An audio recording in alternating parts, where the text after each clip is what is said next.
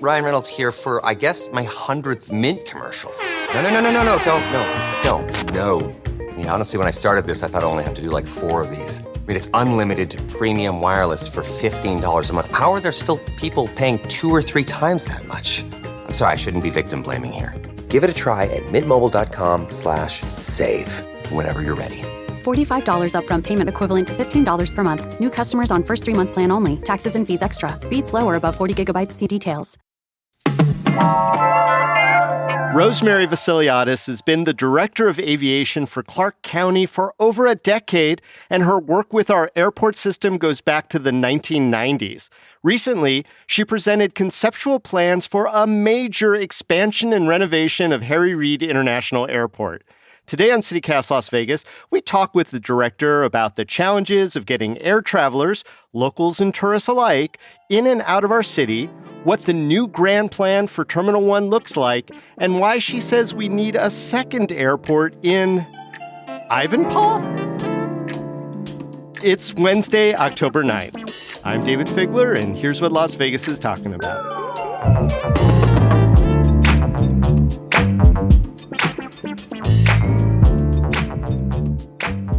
Rosemary, for a city our size, it's pretty unique that our airport is smack in the midst of town.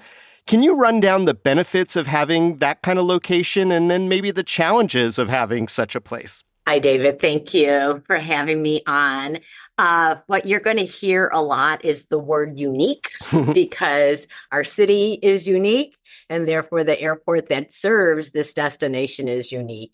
I do have to mention that the town and the community did grow up around the airport. Mm-hmm. When I do give a presentation, I love to start back in the 1940s where we were just one little airstrip, then went to 2 and then became a full-fledged airport. And then, of course, the destination grew up around it.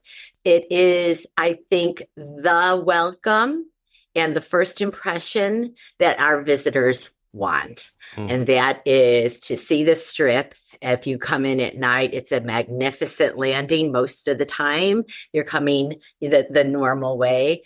And Vegas then already starts for our 48 million visitors. Yeah, I mean, it does look like you're landing right on the strip. And even as a little kid, when I would travel back, and my family's lived here since the early 1970s, I would get a little choked up seeing the lights when we're about to land. Like, this is my weird home. I love it. Yeah, I couldn't agree with you more. I mean, last year, when I was landing at night and the Sphere was just in testing mode before it actually had its first event, I was a little kid with my nose to the window. I love window seats. Just like, oh, wow. I mean, truly only in Vegas. Yeah. What are the challenges of being where it is now? So the challenges for the airport is that it is confining, right? So we are considered an encroached airport. We can't grow our 2,800 acres more than what it is. So we butt up against, of course, Las Vegas Boulevard, which we're not going to take out. On the south side is the UP Railroad, which we actually did look at seeing if we could relocate it, go around it, go up, down, and it is just cost prohibitive to do anything. Therefore, we can't add another runway. And that's what you need for capacity and efficiencies. So being that we can't add another runway here on this site, we have to look at maximizing what we do have to the fullest extent. And then, as we'll get into a little bit later, our biggest project of all, which is very exciting. Well, what are the most common customer complaints right now about our airport experience at Harry Reid? It's our roadway system. Our roadway system is very, very overused. It is certainly not sufficient for what activity we do have going on. It wasn't built. By roadway system, do you mean the little mini spaghetti bowl that it kind of winds its way around the various terminals at the existing airport? Well, David, I'm going to give you all the dirty laundry. It's everything. So it's the lanes coming in from Tropicana. It is the lanes coming, going south on Paradise.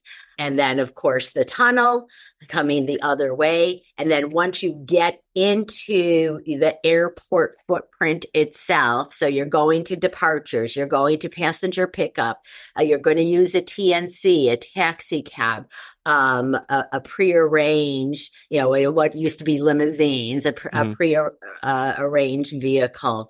Those curbs and those amount of lanes that we do have is not sufficient for the traffic that we are serving today. Well, I have been hearing a lot about Terminal 1 and the plans to make a major modernization glow up.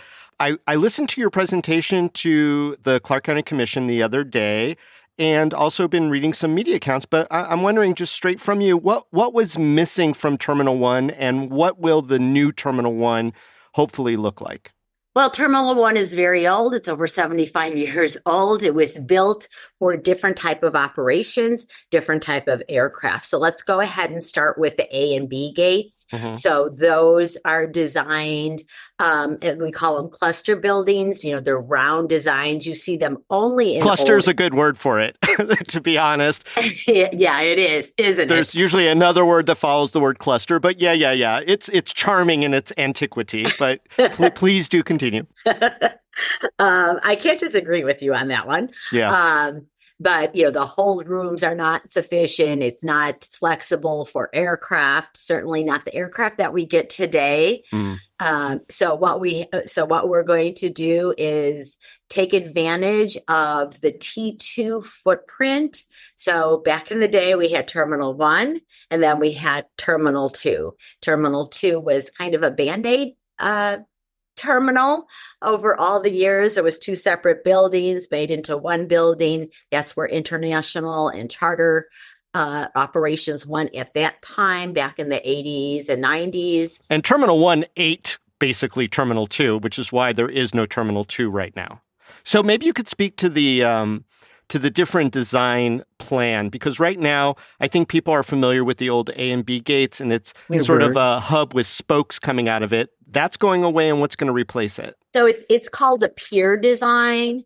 And so what it's going to do is have long rectangle design with gates around it. And what that does is it gives us more gates, 26 more gates than we currently have. Okay. And it gives us flexibility. So if we do need to bring in a wide body, wide body has a different airfield footprint than a 737.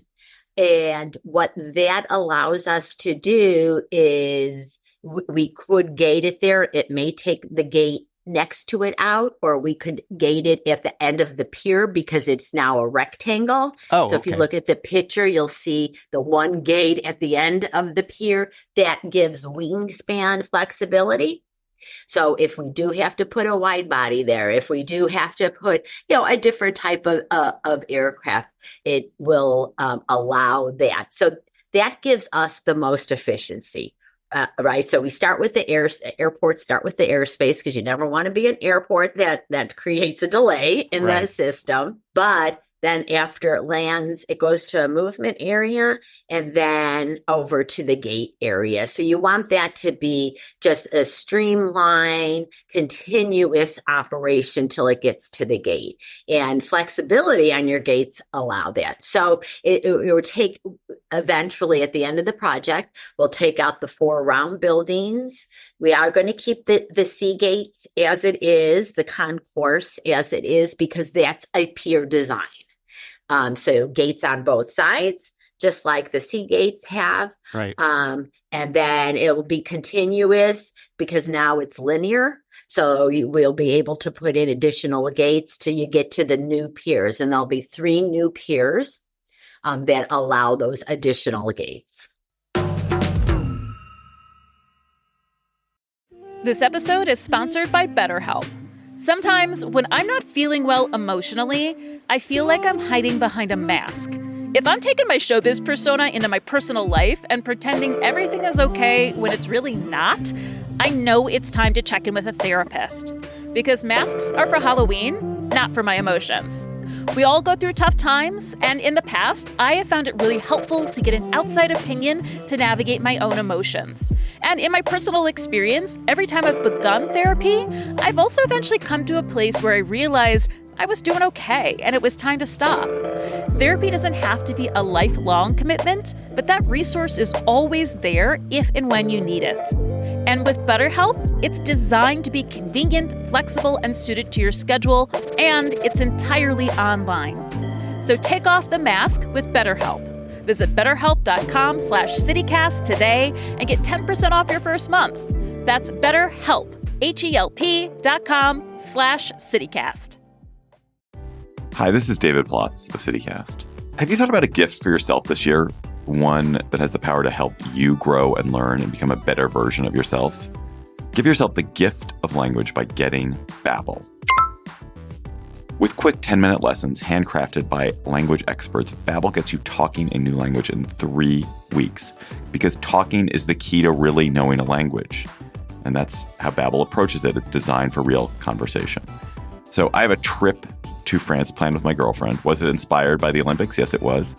And it's given me the chance to revive my old high school French. And it's so fun to catch back up with the vocabulary I'd forgotten, to remember all the food. For example, I'm in a lesson on ingredients, so I'm going to make crepes with butter and sugar. Avec sucre et de beurre salé, on va se régaler. We're going to have a feast. They learned this great new French expression too. J'en ai l'eau à la bouche. That means I have water in the mouth. That means it's mouth-watering. Love it. Love French. Anyway, Babel gets you talking, and studies from Yale and Michigan State University and other leading universities prove that it works. So here is a special holiday deal for CityCast listeners. Right now, get up to 60% off your Babel subscription, but only for CityCast listeners at babel.com/citycast. Get up to 60% off at babel.com/citycast, spelled BABBEL.com/citycast. Rules and restrictions may apply. What kind of new amenities, or we like to use the word glow-ups, could we expect in Terminal 1? Everything that's available. So what this does do for us, again, it is an old concourse, so the wiring is old, the plumbing is old. This will have all the modern amenities that are known. That are available. We are known to be one of the highest technology airports. As you know, we're an innovation airport deemed by TSA. So we get the latest, greatest on the checkpoint. But that's our culture here. Yeah. And it always has been. So what that's going to allow is a brand new footprint to get all the latest technologies, which again is efficiencies and customer service amenities for our passengers and our visitors. So no more sprawling out on the ground near a precious outlet to charge our phones? Yeah, well, we hope not.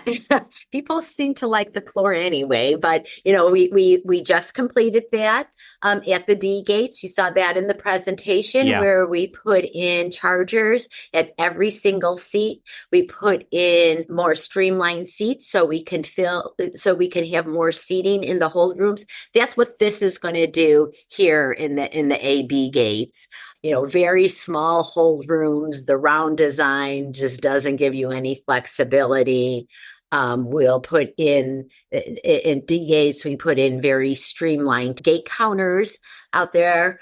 Dynamic signage, so get rid of all the static, old-fashioned type of signage that we have. The dynamic signage allows for tremendous messaging and real-time situations that are going on, and whatever we need to share. So that's giving us that opportunity.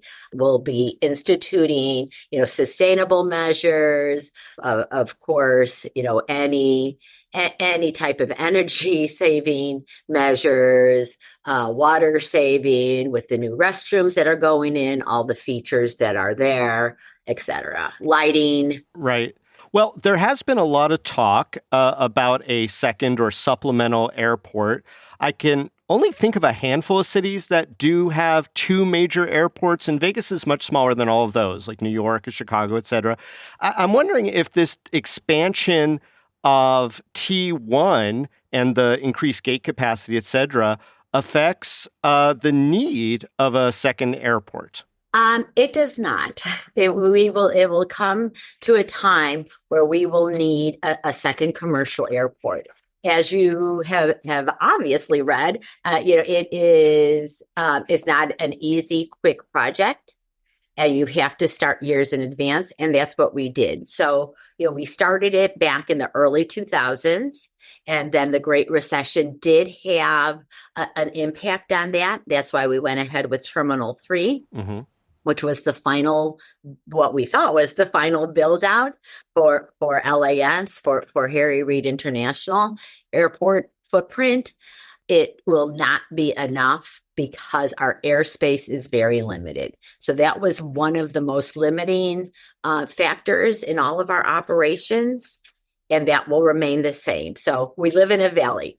We have mountains. Our space, so commercial airspace, butts up against Nellis Air Force, so Department of Defense. That's not going away. We're not allowed to operate in that airspace. And it will come to a point when we looked at the studies that we will have a delay factor. Again, we never want to be that. Got it. We still have, what's so unique about us and about Las Vegas is we're not comparable to those other big cities that have a second commercial airport, New York, DC, Chicago, but we have 45 million visitors coming in, with more of them coming in through air than any other mode of transportation. So that's a new factor that we had since the stadium opened, since all the professional sports that we have. And now the Sphere. The Sphere has more fly-in type of attendees than drive-in, right? We're not just Southern California market anymore. Wild. So where is this new airport exactly intended to be located? I mentioned Ivanpah, but I don't know that a lot of our listeners know that by name. So Ivanpah Valley is what it's currently called. It's 5 miles north of state line, the border, California border, going north. As the crow flies from Harry Reid International Airport, it's 30 miles south. Okay. So about a 30 to 45 minute drive typically for people? Yes, typically. Yeah. I'm wondering, I was looking for a comprehensive study, but, in Las Vegas, comprehensive studies are only so good because things change so rapidly. Right. I was reviewing some of the old 2007 EIS or Environmental Impact Study preliminary stuff, the scoping report and stuff like that. And there were some concerns about making it into sort of, I don't want to call it sprawl, but, water, connectivity, sustainability, all that. Are those still concerns in 2024 as we're looking at a potential 2037 new airport out there? So when we started the process back in the 2000s, we did secure the water. So the water is in the current plan. With the delay, we did suspend the EIS back in 2008. Mm-hmm. And since that time, so we suspended it about that time, and then we resumed it in 2018. In that time, the growth to the south has already started. So what it does is it just, I think, reaffirms that this airport is absolutely essential. Okay.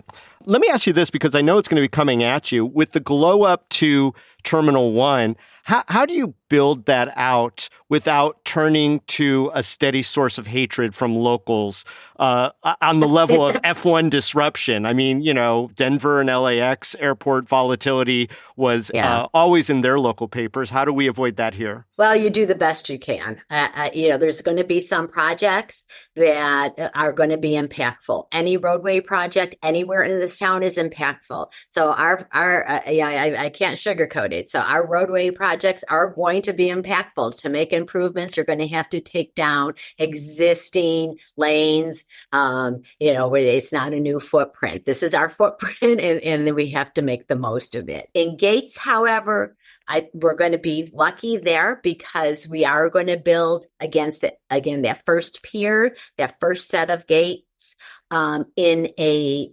vacant area. So the T2 site that has nothing, that's airplane parking spaces. We can move the airplanes over to another area that we have.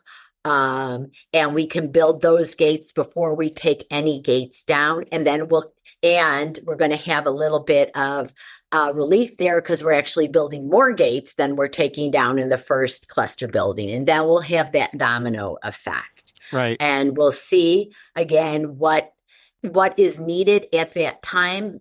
Maybe we'll take one cluster building down, maybe we'll take two down. Again, that's all goes into now the hard design of what we need going forward, but we are waiting to get the airlines input first, put that in along with our county commissioners, and that's when we'll solidify that plan. So we'll have a lot of benefits inside. Roadways, not so much. Well, and I want to talk about the roadways because that does seem to be front of mind for you. A lot of people, you mentioned it's the number one complaint. I have to ask this question. How did the current rideshare area become, I'm just going to say it, Rosemary, such a Mad Max situation? It really is horrible compared to other places from my perspective. And I'm not going to deny that, that the growth of TNCs far exceeded any analysis that we had done. We are in the process of rectifying that right now as we speak, but it does take a little time because we do have to do a domino effect with our parking. We'll have to rearrange our parking garage. We'll have to change quite a bit of signage coming into the terminals from both ends, three ends actually, with Russell Road. And so that just became larger than we ever thought it would. And we don't want to move them twice. So it took us a little time on this front end, but we're almost there and we'll be rolling that out shortly. Gotcha. I'm going to throw a conspiracy theory at you, Rosemary. Okay. I've heard on the dark web, and that's just an easy way to say that sometimes people say stuff, that it was the taxi lobby that sort of tried to be a little protective, helped relegate the rideshare into its own cluster of operation. Any truth to the fact that the taxis didn't want the rideshare to be convenient so that the taxis could stay viable? Well, I think if you go back to the session in which the TNCs were approved, you could, it's pretty factual that the taxi industry did not want the TNCs approved.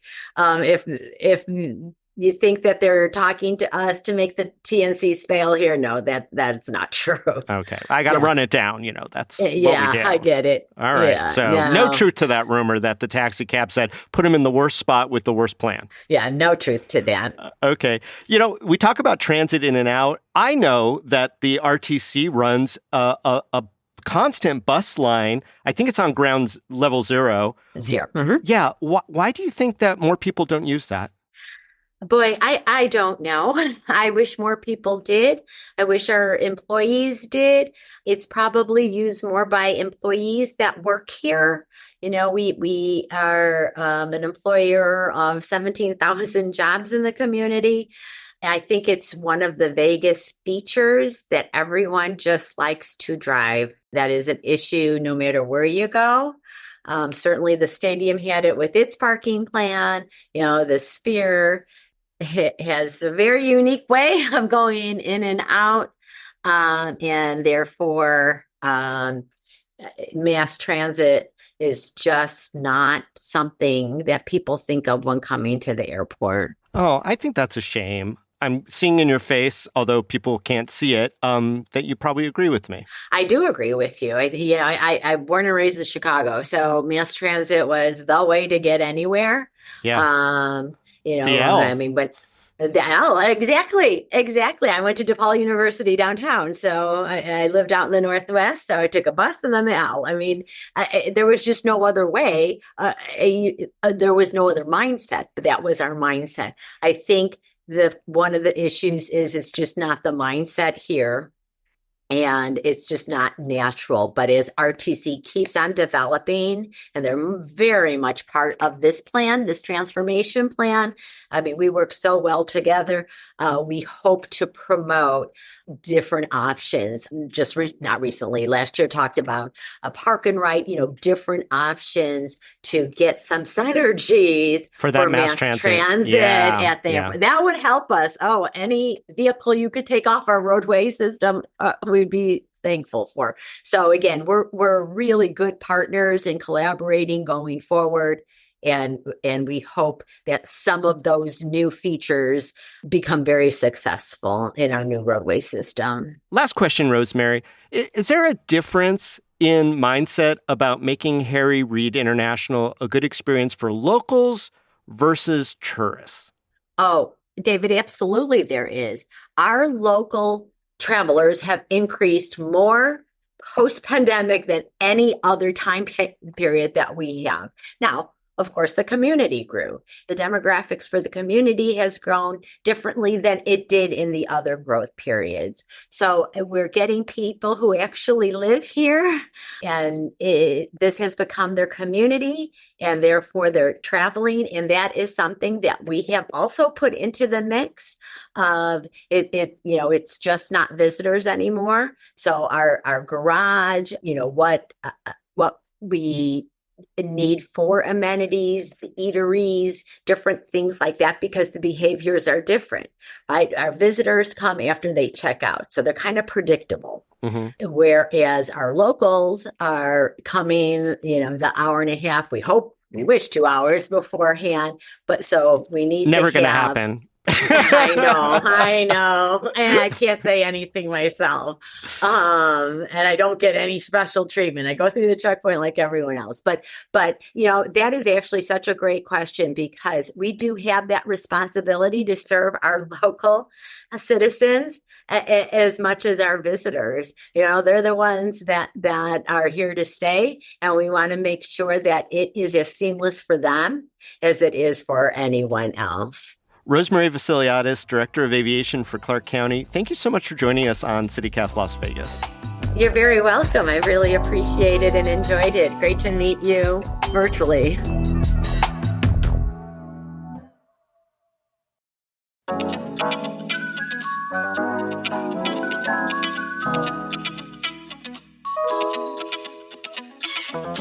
That's all for today here on CityCast Las Vegas. If you enjoyed the show, you could go tell a friend, rate the show, leave us a review, and subscribe to our morning newsletter, Hey Las Vegas. We'll be back tomorrow morning with more news from around the city.